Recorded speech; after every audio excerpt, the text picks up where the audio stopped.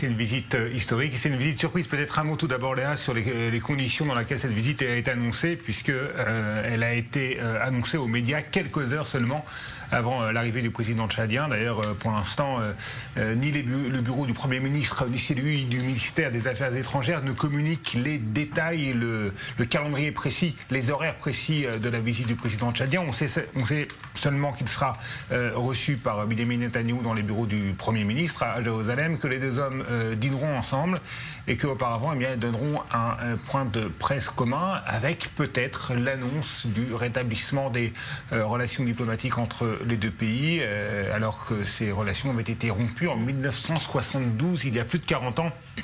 Et c'est véritablement une visite qui est présentée à Jérusalem comme étant une visite historique. Netanyahou affirme que c'est une nouvelle percée diplomatique, une de plus.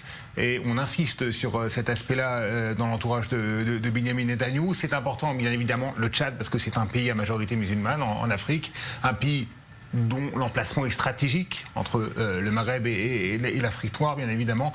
Et c'est effectivement un acquis de plus pour la diplomatie israélienne, puisqu'il y a quelques mois, eh bien, on assistait au rétablissement des relations avec la Guinée, là encore, un pays d'Afrique à majorité musulmane.